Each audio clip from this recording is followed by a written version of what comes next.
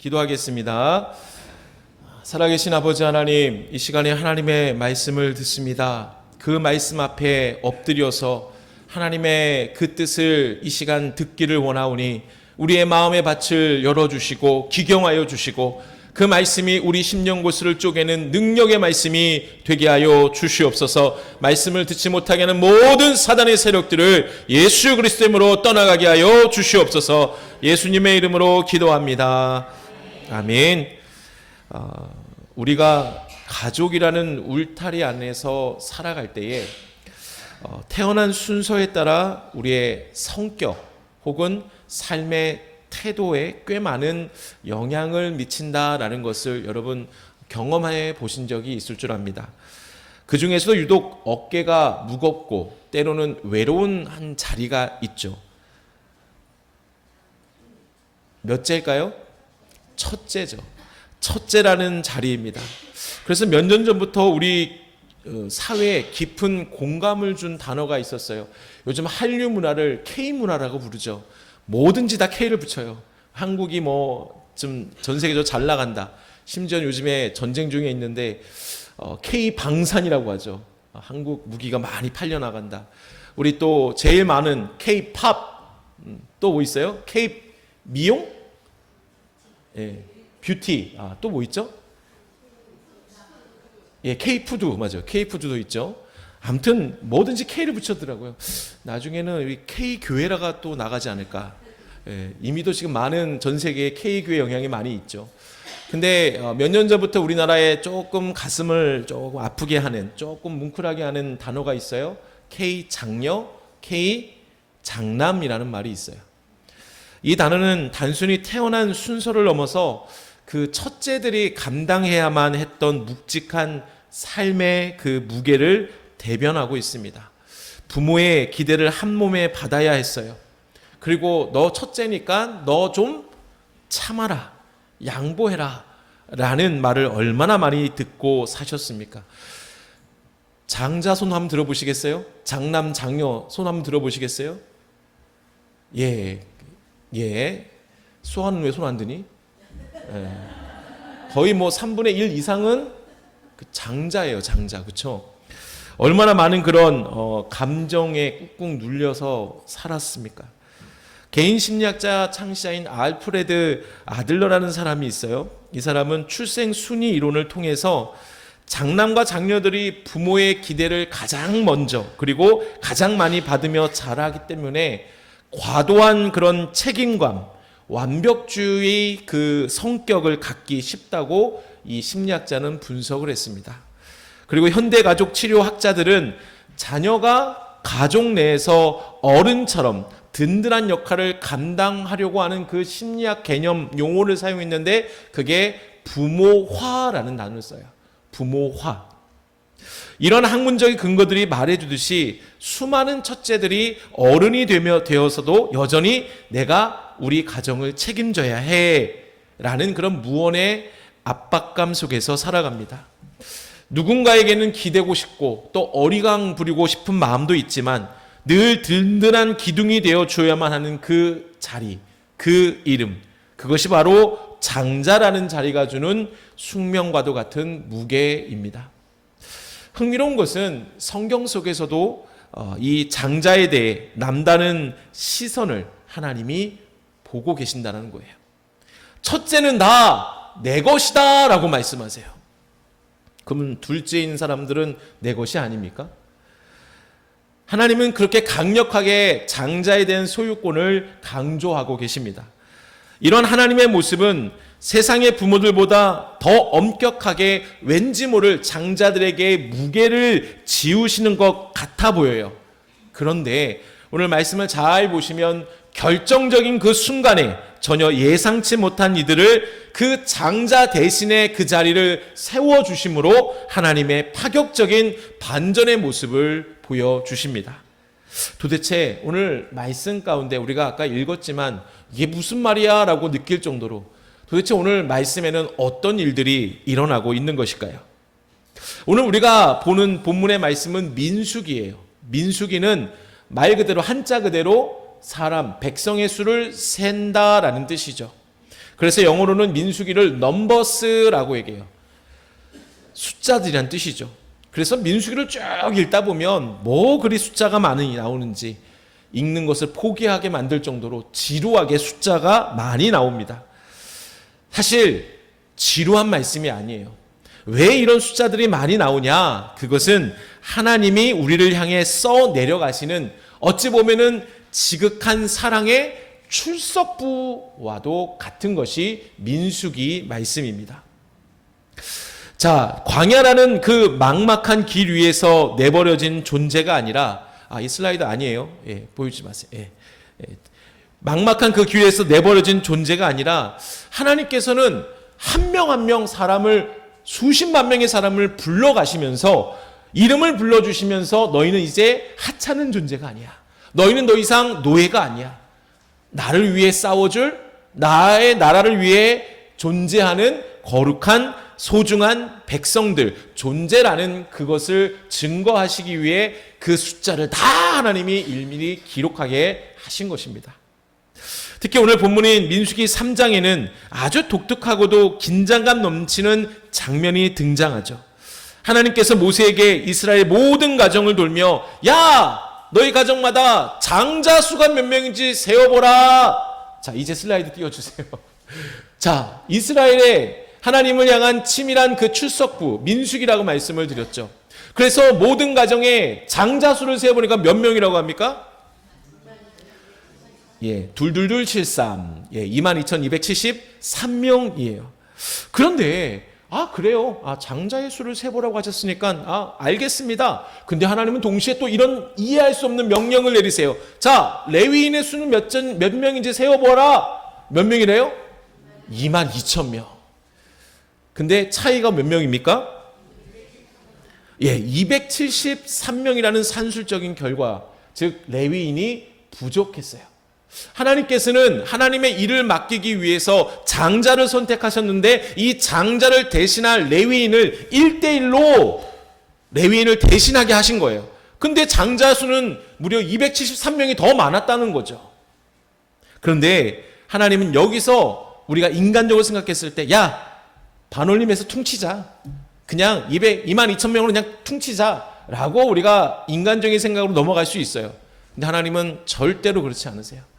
273명에 대한 돈을 너희가 내라. 너희 대신 일할 사람들이 이렇게 있으니까 273명이 대신 일할 사람은 부족해. 그러니까 그 일을 감당할 사람을 위해서, 그 일을 위해서 대신 갚아줄 돈을 내라. 그게 뭐예요? 오늘 말씀에서 기록한 속전이라는 거예요. 속전. 너희 대신 일할 사람들을 위해서 속전을 내라 라고 말씀하십니다. 그 값이 한 사람당 5세겔이에요. 5세겔은 요즘 말하면 그때 당시 20일 정도 일한 값이에요. 요즘 말하면 얼마예요? 약 한 300만 원 정도 되겠죠. 하루 일당을 15만 원 정도 생각해서 20일이면 300만 원이에요. 그 300만 원 속전을 내라고 명령하신 말씀이 오늘 본문 중에 46절, 47절 말씀이에요. 이때 하나님을 묵상하면 어찌 보면 왠지 그냥 넘어가시지 뭐 이렇게까지 깐깐하게 한 명까지, 마치 우리가 돈 계산할 때 너 나한테 2만 원을 빌렸어. 근데 나중에 한 달 뒤에 갚으려면 이자 1,000원 더 내. 22,000원을 나한테 줘. 그럼 너 뭐 그 이자를 받아. 그냥 2만 원은 그냥 받아 라고 넘어갈 수 있는데, 그죠? 근데 하나님은 273명이 간 값을 정확하게 다 받아가시는 거예요. 다 내라고 하시는 겁니다. 왜 이렇게 하나님은 깐깐하십니까? 그죠? 근데 이 치밀한 계산 뒤에는 하나님의 치밀한 사랑이 있다라는 거예요. 뭐가 있다고요? 하나님의 사랑이 담겨 있어요. 하나님께는 그 273명 역시 결코 쉽게 퉁치고 넘어갈 수 있는 사람, 대충 있는 사람이 아니라 한 사람 한 사람이 하나님 보시기엔 다 귀한 생명이에요. 누구 하나 공짜로 넘어가지 않고 정확한 대신 갚아주는 돈인 속전을 그래서 하나님이 요구하고 계신 겁니다. 그런데요, 여러분, 우리가 말씀을 잘 듣다 보니까 목사님 무슨 얘기인지 이해가 안 돼요. 속전도 뭐고 말씀을 하셨는데 왜 하나님은 레위인을 대신 하셨는데 왜 도대체 이해가 안 돼요? 라고 생각하시는 분들이 계실 겁니다. 저도 말씀을 준비하면서 이렇게 촘촘하고 정확하게 계산하시는 하나님의 말씀을 보면서 두 가지의 궁금증이 생긴 거예요. 다음 슬라이드 보여주세요. 제일 먼저는 뭐예요? 하나님은 왜 그렇게까지 이 장자에게 집착하고 계실까? 두 번째로는 뭐예요? 왜 장자 대신 굳이 레위인들을 선택하셨을까라는 질문을 제가 말씀을 준비하면서 생기게 되더라고요. 여러분도 아마 이런 어떤 궁금증이 있을 거예요. 이 궁금증이 해결돼야 오늘 말씀을 이해할 수 있는 거죠. 이 두 가지 설명을 우리가 이 질문을 말씀을 통해서 한번 찾아보는 이 시간이 되기를 원합니다. 가장 먼저 첫 번째 질문에 대한 우리 답을 찾아볼까요? 첫 번째 질문은 왜 하나님은 그토록 장자, 첫째에게 집착하고 계시는 걸까요? 우리가 서론에서 말씀드렸죠. 앞에서 말씀드렸죠. 세상의 첫째들은 부모의 기대를 만족시켜야 한다는 압박감에 살아가고 있습니다. 부모들이 주지 않는다고 해도 왠지 장자들은 그런 생각을 갖고 살아가는 것 같아요. 하지만 하나님의 집착은 그 성격이 일반 세상의 사람들의 부모와 다르다는 거예요. 하나님께서 왜 장자를 그토록 집착하시는지 그 안에는 우리를 향한 크고 놀라운 하나님이 우리를 사랑하시는 사랑의 소유권이 담겨 있다라는 겁니다. 이것을 이해하기 위해선 반드시 우리는 이 말씀을 짚고 넘어가야 돼요. 출애굽기 13장 2절 시작.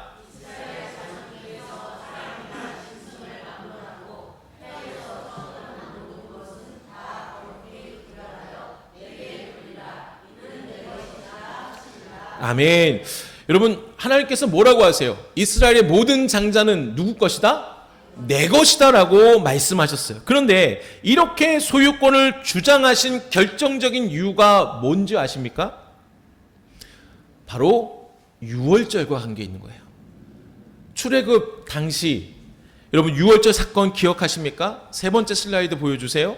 여러분 애굽 땅의 모든 처음 난 것들이 죽어가는 그 마지막 10번째 재앙을 기억하십니까? 모든 애굽에 태어난 장자들이 동물들 다 죽어요. 그러면 당연히 이스라엘의 첫째 아들들 죽어야 합니까? 죽지 말아야 합니까? 죽어야만 했어요. 왜? 애굽에 머물러 있었기 때문이죠. 근데 그들은 죽습니까? 죽지 않아요. 왜? 어떻게? 그들이 살고 있는 집 문설주에 뭘 바르죠? 어린 양의 피를 바르는 그 집은 죽음의 사자가 그냥 넘어가게 된 거예요. 그래서 그 넘어가다 패스오버, 그래서 유월절을 패스오버라고 부르는 거죠. 그 어린 양 피 덕분에 죽음이 넘어간 거예요. 장자들은 살아난 거예요. 이스라엘의 장자들은 그냥 태어난 존재가 아니라 누군가의 죽음, 즉 어린 양을 통해 핏값으로 다시 산 생명이라는 뜻이 바로 장자라는 의미에 담겨 있다는 겁니다. 그래서 하나님께서 그들을 찾으시는 이유는 그들에게 야, 너 장자니까 우리 기둥, 우리 집안 기둥 잘 붙잡아야 돼, 다시 세워야 돼, 이런 어떤 무게감을 주려는 게 아니라 야, 너는 내가 내 생명을 걸고 살려낸 내 눈에 넣어도 아프지 않을 소중한 존재다라는 것을 확인시켜 주시기 위함이 바로 너는 내 것이다라고 말씀하시는 거예요. 할렐루야. 이 은혜가 여기 계신 3분의 1 정도 되는 장자들에게 있는 게 아니에요. 우리 모두에게 있다라는 거죠. 19세기 노예 시장에 비극이 가득했던 그 시절에 복음의 의미를 가장 잘 알려주는 아주 유명한 예화가 있어요. 한 젊은 흑인 여성이 경매대에 올랐습니다. 사람들은 그녀의 건강 상태와 치아를 살펴보면서 값을 매기기 시작해요. 그 여인은 얼마나 수치스러웠을까요? 고개를 푹 숙이고 있는 그때에 한 신사가 한 명이 와서 당시로는 상상할 수 없는 엄청난 고액을 불렀습니다. 다른 이들이 모두 포기할 만큼의 큰 금액이었어요. 결국 그녀를 사게 된 신사는 노예 문서에 서명한 뒤에 놀랍게도 그 문서를 그녀에게 건네주며 이렇게 말했습니다. 이제 당신은 자유입니다. 당신을 노예로 부르기 위해 산 것이 아니라 당신에게 자유를 주기 위해 내가 가진 모든 것을 당신의 값을 치렀습니다. 여러분, 당시 역사적으로 보면 이렇게 노예들을 해방시켜주기 위해 활동했던 사람들이 있었습니다. 그녀는 처음에는 믿기지 않는 듯 멍하니 서 있다가 이내 신사의 발 앞에 엎드려 울며 고백했습니다. 주인님, 저를 위해 그런 비싼 값을 치러주셨다니요. 저는 이제 당신의 사랑에 기꺼이 매인 종이 되겠습니다. 라고 고백했다고 합니다. 사랑하는 여러분, 우리가 하나님의 영적인 장자로 불리는 이유가 바로 여기에 있어요. 여러분이 집안에서 몇째로 태어났는지 중요하지 않아요. 성경이 우리 모두를 장자라고 부르시는 이유는 하나님께서 그리스도 안에 있는 우리 한 사람 한 사람을 마치 하나밖에 없는 귀한 첫째처럼 대우하시기 때문입니다. 이 여성이 존귀해진 이유는 그녀가 어떤 일을 해서가 절대 아니죠. 그녀를 사기 위해 지불된 그 몸값이 그녀의 가치를 결정했기 때문입니다. 믿으십니까? 우리 역시 마찬가지라는 거예요. 우리가 가치 있는 이유는 여러분이 능력이 있어서 그런 게 아니에요. 우리의 가진 능력 때문이 아니라는 거예요. 우리를 위해 지불된 예수 그리스도의 피라는 그 압도적인 대가 때문에 우리가 존귀하다는 뜻입니다. 설교 처음에 우리가 장남과 장녀들이 부모의 사랑을 잃지 않기 위해 끊임없이 완벽을 추구하고 성과를 내야 한다는 그 강박에 시달리기 쉽다라고 말씀을 드렸죠. 그러나 여러분, 성경에 보여주는 하나님의 계산법은 분명히 이와 반대입니다. 하나님께서 장자에 집착하신 이유는 그들이 무언가 훌륭한 일을 해냈기 때문이 아니라 하나님이 가장 비싼 값을 치르고 사셨기 때문입니다. 하나님은 우리의 업적을 보고 사랑하시는 것이 아니라 이미도 지불된 가장 소중한, 내게 있어서 제일 중요한 아들의 피값을 보고 우리를 소중히 여기신다라는 말씀이에요. 할렐루야. 여러분, 이 말씀이 우리에게 은혜의 말씀, 위로의 말씀이 되기를 간절히 바랍니다. 그러기에 이 놀라운 은혜를 우리가 입었음을 믿는다면 지금 살아가는 세상에서 그들이 매기는 성적표나 더 잘해야 한다는 강박 때문에 무너질 이유가 없습니다. 여러분은 내 능력이 아니라 하나님의 가장 귀한 아들과 맞바꾼 지불된 그 사랑 때문에 이미 가장 존귀해진 하나님의 장자들임을 믿으시기를 바랍니다. 고린도전서 6장 말씀 읽어볼까요? 시작. 값으로 산 것이 되었으니 그런즉 너희 몸으로 하나님께 영광을 돌리라. 아멘. 뭐로 증명되었다고요? 너희는 무엇으로 산 것이 되었다고요? 값으로 이미도 산 것이에요. 그러니 우리는 우리 게 아니죠. 하나님의 거예요.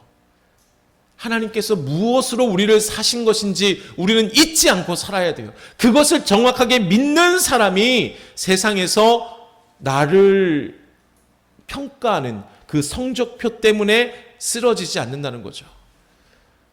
내가 어떤 존재인데 세상이 나를 이렇게 짓누를 수 있는가? 아니다. 나는 이제 하나님의 가장 귀한 아름다운 예수 그리스도의 피로 나를 사셨기 때문에 내가 너무나 존귀한 자녀임을 잊지 않고 살 수 있게 된다는 거죠. 여러분, 우리가 그렇게 살아가기를 소망합니다. 아멘? 그런데 이렇게 당당하게 살아갈 때 또 한 가지 잊지 말아야 할 것은 뭐냐? 내가 예수님의 생명으로 살아난 장자임을 믿는다면 또 한 가지 우리에게 주시는 은혜가 내가 아니라 하나님의 경영에 맡기는 삶으로 바뀌어야 된다는 거예요. 가정에서 일터에서 모든 짐을 혼자 짊어지고 나마저 쓰러지면 우리 가정은 무너져 끝장이야 라는 생각하며 버티는 삶이 있을 수도 있습니다.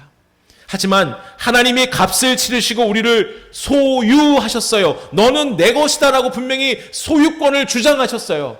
여기에는 어떤 의미가 있느냐? 이제 우리 인생의 모든 유지보수와 관리 책임이 다 누구에게 넘어갔다는 거예요? 하나님께 넘어갔다는 뜻이에요. 할렐루야. 주님이 여러분을 비싼 값에 사셨다라는 것은 하나님께서 이제 너희랑 나랑 상관이 없어라는 게 아니라 내가 끝까지 너를 책임지고 관리하겠다라는 하나님의 뜻이라는 겁니다. 값비싼 물건을 산 주인이 그것을 함부로 방치하겠습니까? 여러분의 건강과 여러분의 일터와 여러분의 자녀, 여러분보다 주님이 더 아끼세요. 할렐루야. 그러게 여러분 마음을 무겁게 하는, 여러분이 여전히 손에 쥐고 있는 것들이 있으면 오늘 말씀을 기억하며 놓으세요. 하나님께 맡기세요. 어디로? 기도의 자리로 가서 맡기셔야 돼요.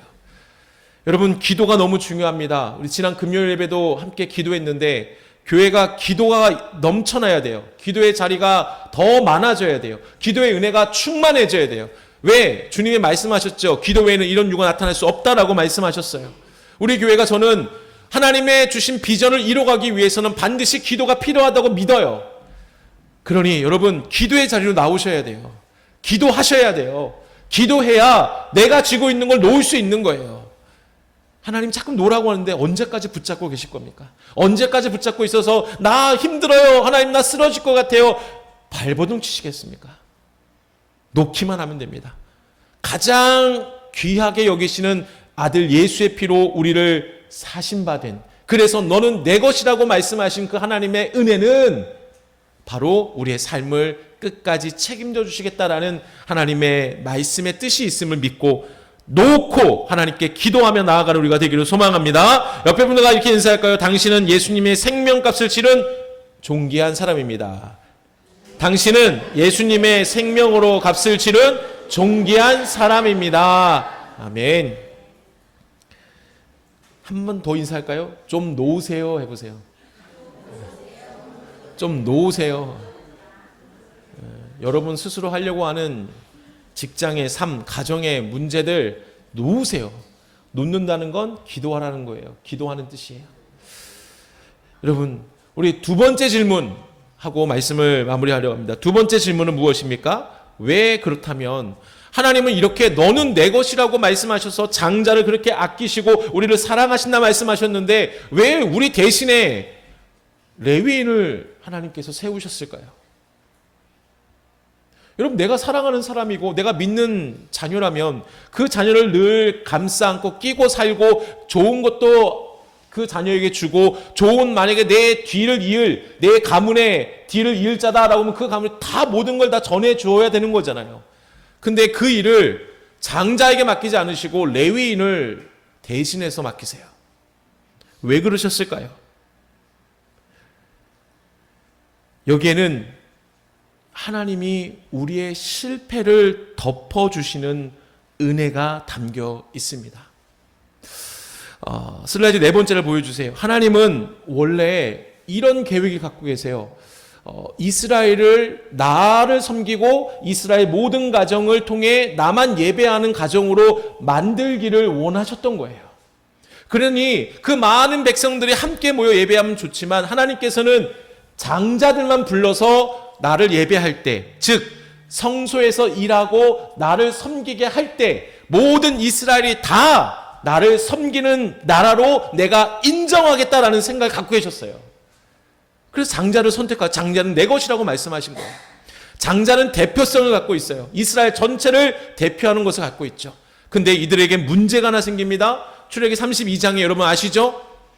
모세가 시내산에 올라갔을 때에 그 시내산 아래에서 어떤 일이 벌어집니까? 금송아지를 만들어서 우상을 숭배하는 사건이 일어나요. 그때 장자들도 다 그 우상 숭배에 동참하게 됩니다. 이스라엘 백성들이 그 금송아지 사건으로 인해서 모두 영적으로 타락하게 된 거예요. 이때 장자의 자격이 완전히 다 깨져버린 겁니다. 하나님의 계획하심이 다 깨져버린 거예요. 그때 모세는 외칩니다. 누구든지 여호와 편에 있는 사람들은 나에게 나아오라라고 얘기해요. 그때 누구만 나가요? 레위 지파만 나간 거예요.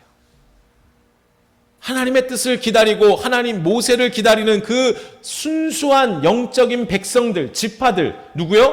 레위 지파만 모세 편에 선 거예요. 하나님은 실패한 장자들을 심판하여 다 죽이려는 대신에 신실하게 응답한 레위인을 그 장자들의 대체자로 세우신 겁니다. 즉 레위인은 장자들이 져야 할 그 무거운 영적 책임과 죽음의 위기를 대신 짊어진 영적 흑기사가 된 것이죠. 민수기 3장 12절 같이 읽어볼까요? 시작.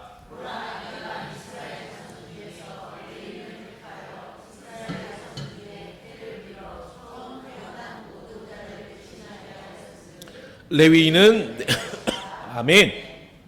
여기서 여러분 대신하게라는 말에 좀 집중해 보면 그냥 너 대신 나라는 단순한 뜻이 아니에요.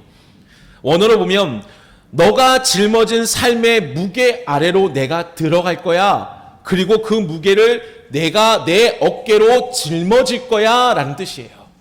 대신하다라는 뜻이. 이해가 되십니까? 이해가 되십니까? 다시 설명해 드릴게요. 그러면 이해 안 되시면. 이해가 안 되시는 것 같아요. 너 대신 그 짐을 내가 내 어깨에 짊어진다는 뜻이 대신하다라는 뜻이에요. 이는 곧 우리를 향한 하나님의 사랑의 선언의 말씀이 있는 거죠. 우리나라에는 장발장 은행이라는 것이 있습니다. 혹시 들어보셨습니까? 장발장 은행. 아주 특별한 은행이에요. 그냥 일반적인 은행은 돈을 불리기 위해서 있는 것이지만 장발장 은행은 돈을 불리는 것이 아니에요. 당장 벌금 10만 원 또 100만 원이 없어서 감옥에 가야 할 수밖에 없는 생계형 범죄자들을 위해 세워진 은행입니다. 어느 날 한 아버지가 아이에게 줄 분유를 훔치다가 잡혔어요. 벌금형을 선고받았지만 내일 돈이 없으니까 어떻게 할까요? 당연히 법대로 감옥에 가야 했겠죠. 그런데 그가 감옥에 가면 남겨진 자녀들은 어떻게 합니까? 당장 굶어 죽을 위기에 처할 수 있죠. 그때 이 소식을 들은 이 장발장 은행이 나타납니다. 이름도 모르는 수많은 시민이 기부한 그 돈으로 이 아버지의 벌금을 대신 완납해 줍니다. 은행의 조건은 딱 하나였어요. 교도소에 가는 대신에 이제 다시 가족 곁으로 돌아가 열심히 사십시오. 이것이 조건이었습니다. 지금까지 이 은행을 통해 수천 명의 사람이 대신 지불된 그 돈 덕분에 감옥행을 면하고 집으로 돌아갔습니다. 이들에게 그 벌금은 단순한 돈이 아니었습니다. 누군가 대신 짊어져 준 생명의 값입니다. 끊어졌던 인생을 다시 시작하게 하는 은혜의 기회였다라는 거죠. 슬라이드 보여주실까요? 여러분, 오늘 본문에서 레위인 숫자가 모자라자 하나님 요구하신 은 5세겔 속전이라고 말씀드렸죠. 바로 이 장발장 은행의 벌금이 대신 납부해 주는 것과 같은 것이 바로 은 5세겔이에요.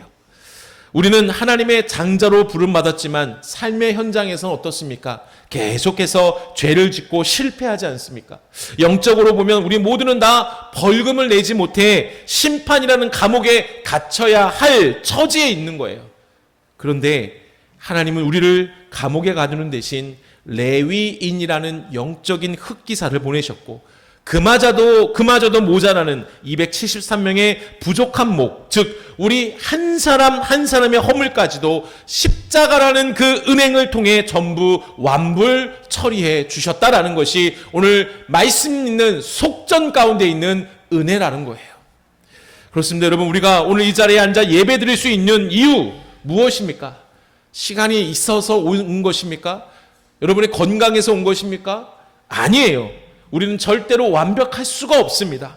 여러분이 내야 할 그 인생의 벌금을 예수님께서 십자가에서 대신 내주셨기 때문에 우리가 이 자리에 올 수 있었던 거예요. 할렐루야. 그러므로 더 이상 실패의 자리에서 반복되는 그 죄의 자리에서 머물러서 좌절하지 마시기 바랍니다. 하나님은 이미 예수님의 그 피로 그 벌금을 다 납부해 주셨어요. 이번 한 주간 세상이 또 사단이 여러분에게 속삭입니다. 야, 너 실패했잖아. 너 또 그 죄 지었잖아. 하나님이 너 기뻐하실 것 같아? 너 찬양 받으실 것 같아? 교회 가면 뭐 하냐? 너 해결받지도 못했는데 뭐 할 거냐? 네가 이 세상에서 어떻게 살 수 있을 것 같아? 또 무너질 건데. 계속해서 우리에게 손가락질할 수 있어요. 하지만 오늘 말씀을 기억하면서 담대하게 우리가 선포하기를 원합니다. 나의 모든 벌금은 이미 다 십자가의 은행이라는 곳에서 완납해 주셨다. 나는 이제 더 이상 실패자가 아니라 하나님의 존귀한 장자다, 자유인이다 라는 그런 믿음의 선포를 하시기 바랍니다. 그래야 여러분이 세상에서 담대하게 살아갈 수 있게 됩니다. 말씀을 정리합니다. 사랑하는 여러분, 우리가 예배의 자리에 있는 것은 절대로 우리가 완벽해서가 아님을 꼭 기억하세요. 우리의 벌금, 심판의 값을 예수님께서 대신 다 지불해 주셨기 때문에 우리는 이 자리에 올 수 있었고 하루하루를 살아갈 수 있게 되었습니다. 그러니 오늘 이 속전이라는 하나님의 명령 가운데 있는 은혜를 잊지 않고 살아가기를 소망합니다. 우리는 너무너무 존귀한 자녀예요.